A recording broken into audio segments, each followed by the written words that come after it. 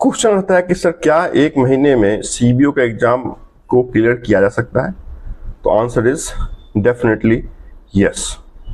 देखिए रीज़न ये है, 1 महीने कहने के लिए बहुत कम समय है, लेकिन आपके साथ जो कॉम्पिटिटर हैं वो भी कहीं ना कहीं किसी न किसी बैंक के साथ जुड़े हैं और उनके साथ भी वही प्रॉब्लम है जो आपके साथ है, दैट इज टाइम। टाइम कहने का मतलब चूंकि ऑफिस आवर आप मान सकते हैं फ्रॉम 8 AM टू 8 PM का होता है। कहीं ऑफिस आपको जाना है तो 8 बजे से आपको तैयारी करनी पड़ेगी। 6 बजे 7 बजे, मुझे लगता तो नहीं है अगर प्राइवेट में आप हैं तो 6 और 7 बजे आप छोड़ सकते हैं अपना ऑफिस को, बट अमूमन मान सकते हैं कि आप 8:30 9 o'clock तक अपने घर आ सकते हैं।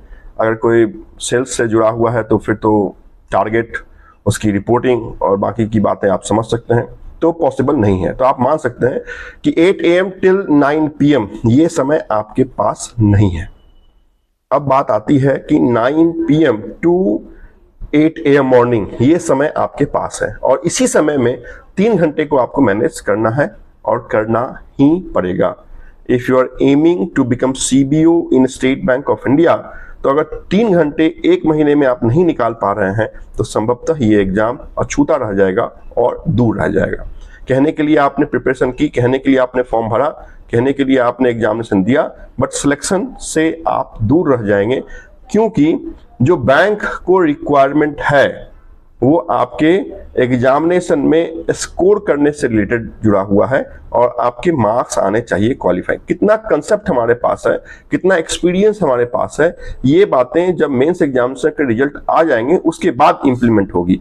बट मेंस एग्जामिनेशन को क्वालिफाई करने के लिए आपकी जो सेक्शन है, अगर हम आपकी एग्जामिनेशन की बात करते हैं ऑब्जेक्टिव फ्रेम की, तो आपसे रीजनिंग के क्वेश्चन पूछे जा रहे हैं, आपसे इंग्लिश के क्वेश्चन पूछे जा रहे हैं, आपसे बैंकिंग के क्वेश्चन पूछे जा रहे हैं, आपके स्टैटिकल और करंट अफेयर से क्वेश्चन पूछे जा रहे हैं और ये टोटल 120 मार्क्स के आपसे क्वेश्चन है। 120 मिनट का ही समय आपको दिया हुआ है और 120 क्वेश्चन ही आपके मॉनिटर पे आपको दिखेंगे।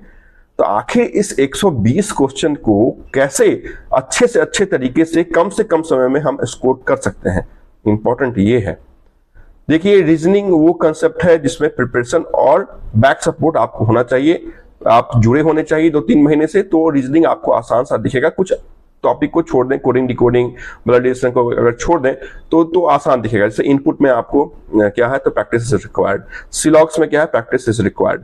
तो आखिर हम कहाँ पे मार्क्स गेन कर सकते हैं? तो मार्क्स गेन करने के लिए जो सही और आपका कह सकते हैं सेक्शन है वो है इंग्लिश एंड 70 मार्क्स की आपकी बैंकिंग एंड करंट अफेयर्स है। तो 70 + 30 100 मार्क्स, ये वो मार्क्स हैं जहां के लिए 1 month is more than sufficient. 20 marks के आपके रीजनिंग है जो कंप्यूटर के रूप में आपको नोटिफिकेशन में आपको देखने को मिला है, तो उस 20 मार्क को थोड़ा सा हम दूर कर दें तो हमारे पास पहले इंग्लिश का सेक्शन है। तो इंग्लिश के सेक्शन को क्योंकि ऑब्जेक्टिव फ्रेम क्वेश्चन है तो आपको एक पैसेज आएगा, उस पैसेज को रीड करना है, फिर आपको आंसर देना है। कुछ फिलर्स आएंगे जिसमें आपको स्टेटमेंट लिखा रहेगा, फिल इन द ब्लैंक्स होगा, उसमें आपको उस वर्ड को डालना है। कुछ रीअरेंजमेंट होंगे है ना, 3-4 अलग अलग सेंटेंस अलग अलग दायरे में लिखे होंगे, आपको उसको एक क्रमबद्ध तरीके से लिखना है कि ए पहले आएगा, बी पहले आएगा। बात सबसे बड़े सेक्शन 70 मार्क्स का वो सेक्शन है banking, static, current, RBI guideline. उसके लिए सारी बातें मैंने इस प्लेटफॉर्म पे की है, सारे नोट्स हमने आपके लिए अवेलेबल करवा रखे हैं। मुझे लगता है अगर उस नोट्स को भी आप पढ़ते हैं तो आप उस अप्रोच तक तो पहुंच जाएंगे जहां से क्वेश्चन पूछा जाने वाला है। पूछे क्यों? क्योंकि 54 पेजेस के current affairs starting from the month of Feb till 26 of June तक की बातें हमने आपके लिए करंट अफेयर्स के एडिशन 3 में पब्लिश कर दी है। उसके बाद RBI गाइडलाइन, जो भी RBI के हवाले से चेंजेस किया गया उसकी बात भी मैंने उसी करंट अफेयर्स में समायोजित कर दी है। स्टैटिक अवेयरनेस की सारी बात हमने आपकी banking and financial update 180 pages question में हमने जो 180 पेजेस का नोट्स हमने पब्लिश किया उसमें डाल दिया है। बैंकिंग और स्टैटिक के जो आपके MCQs हैं उसके लिए 2000 क्वेश्चन ऑलरेडी मैंने अवेलेबल करवा रखा है। तो ये मल्टीपल वो सेक्शंस हैं जिसकी नोट्स आपके पास है।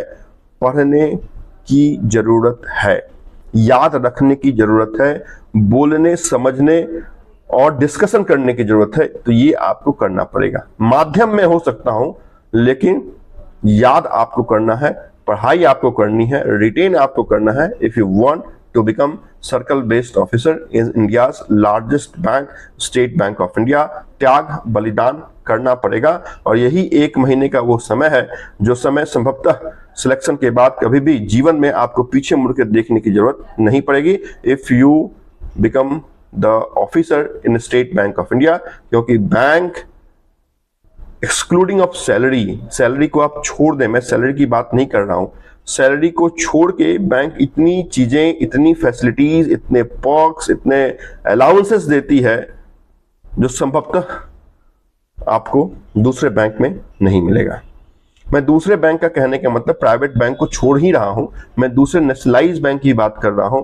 तो इतना ज्यादा फैसिलिटी, इतने ज्यादा पर्क्स, इतना फेयर प्रमोशन संभवतः मुझे नहीं लगता है कि किसी बैंक में है, आरबीआई को अगर छोड़ देते हैं तो, क्योंकि आरबीआई में जाने का आपके पास ऑप्शन नहीं है।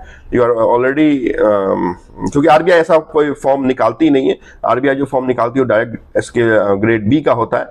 तो इस कारण से एसबीआई में आना एक बड़ा टास्क है, और मुझे लगता है इस बड़े टास्क के लिए एक छोटा सा काम आपको करना है, वो है पढ़ाई। 3 घंटे का मैनेजमेंट, 9 PM रात से लेके 8 AM मॉर्निंग। कैसे मैनेज करें आपको देखना है, कब मैनेज करें आपको देखना है। 3 घंटे मेरा आप कहना मान लीजिए कि 3 घंटे में मेहनत करनी है, सफलता आपके कदम चूमेगी और आप सीबीओ में जरूर अपने आप को एक सफल कैंडिडेट की तालिकाओं में अपने स्क्रीन पे आपके फाइनल रिजल्ट आने के बाद देख पाएंगे। तो आई होप कि बैंकिंग और करंट के लिए सारे जो इंपॉर्टेंट सेक्शंस मैंने अवेलेबल करवा रखे हैं उसे जाएं, उसे फाइंड आउट करें। इस व्हाट्सएप नंबर पे कोई अगर आपके पास क्वेरी आ रही है तो आप करें, है ना। जितना मैक्सिमम हो सकता है वो आप पढ़ें और सीबीओ के रूप में आप सेलेक्ट हो। Thank you so much for watching.